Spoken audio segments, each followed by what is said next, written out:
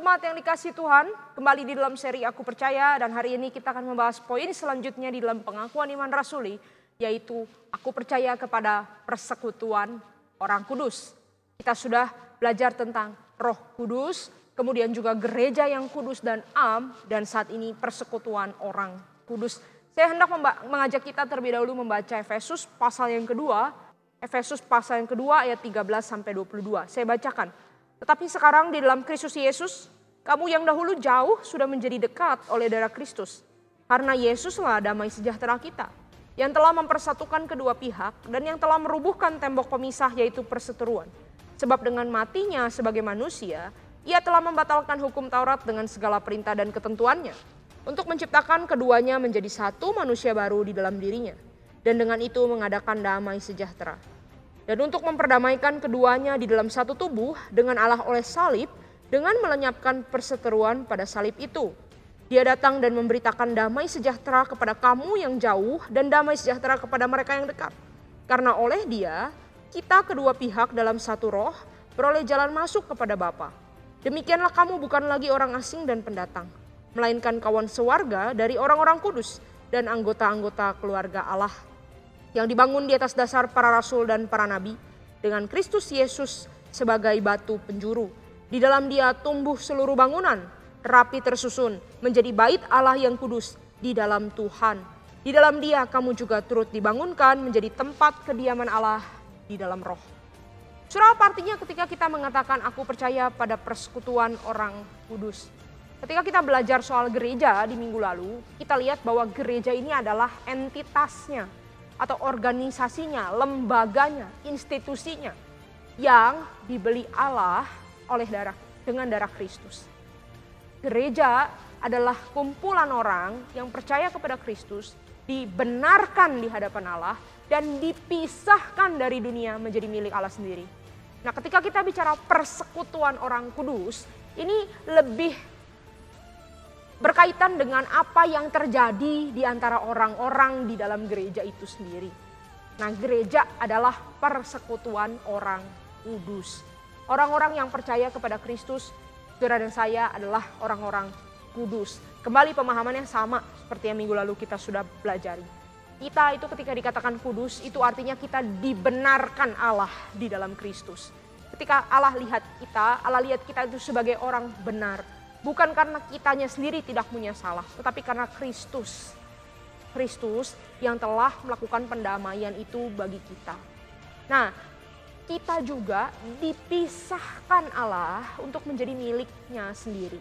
Dengan tujuan tertentu, maksud yang khusus. Nah, inilah yang disebut kita orang kudus. Nah, ketika dikatakan persekutuan orang kudus, maka ini berarti kumpulan orang-orang yang punya status yang sama. Kumpulan orang-orang yang juga dibenarkan Allah dan juga dipisahkan Allah untuk tujuan yang khusus. Tapi kita berkata, kayaknya sih teman saya yang itu kayaknya nggak kudus-kudus amat. Dia dari dulu begitu terus nggak berubah-berubah. Apakah betul dia itu orang kudus? Apakah betul dia itu bagian dari persekutuan kita? Saudara, kita perlu menyadari aspek di dalam pengudusan orang percaya. Kita yang disebut orang kudus, itu adalah orang-orang yang sudah dikuduskan satu kali melalui kematian dan kebangkitan Yesus. Dan ketika kita percaya kepada Kristus, ketika kita menerima Kristus, kita dilahirbarukan. Saat itulah kita dikuduskan. Nah, kita menjadi orang-orang yang statusnya dibenarkan di hadapan Allah. Jadi kita ini sudah dikuduskan. Tetapi secara bersamaan kita juga terus-menerus sedang dikuduskan. Maksudnya apa? Pengudusan ini masih terus berjalan sampai hari ini selama kita hidup secara progresif, terus-menerus. Kita terus-menerus dikuduskan. Sampai kapan? Sampai satu kali nanti Kristus datang kembali bertemu dengan kita. Saat itulah kita akan dikuduskan secara sempurna ketika kita menjadi mempelai yang tak bercacat di hadapannya. Jadi saudara perlu sadari 3 hal ini punya implikasi yang besar. Kita harus lihat orang-orang di sekitar kita, jemaat di gereja kita, kelompok kecil saudara, ataupun keluarga saudara, orang-orang di sekitar saudara, itu semua adalah orang-orang yang sudah dikuduskan Allah. Jadi kalau saudara satu kali sebel banget sama orang di dekat saudara, saudara harus ingat, Yesus sudah mati dan bangkit buat dia. Dia statusnya di hadapan Allah sudah dibenarkan.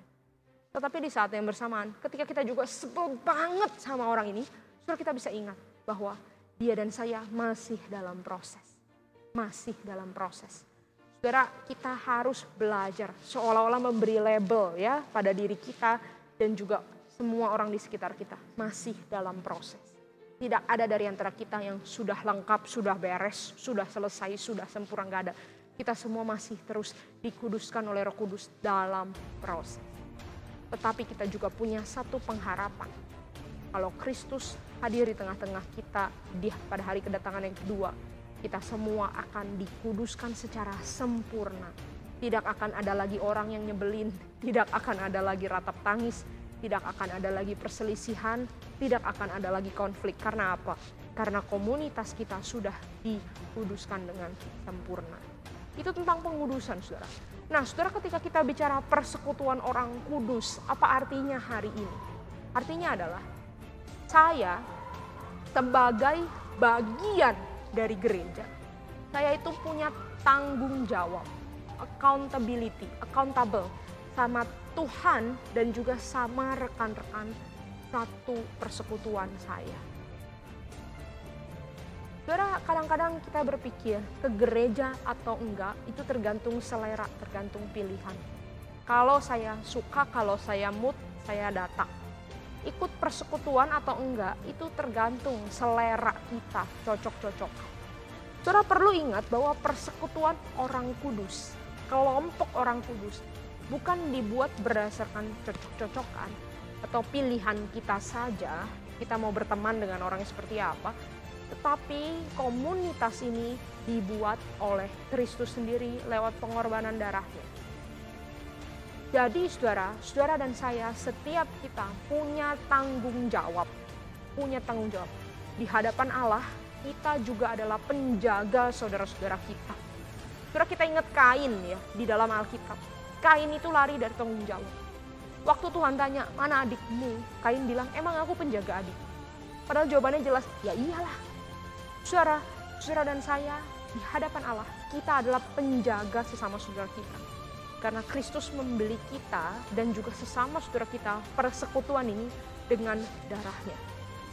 Jadi setiap orang punya tanggung jawab di hadapan Allah untuk tetap terhisap di dalam persekutuan ini dan tetap menjaga sesama saudaranya.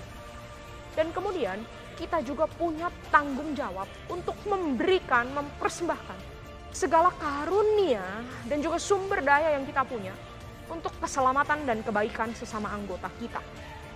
Saudara, diberi karunia oleh Tuhan itu adalah suatu hal yang saudara harus pertanggungjawabkan untuk pelayanan di dalam gereja, di dalam persekutuan orang kudus.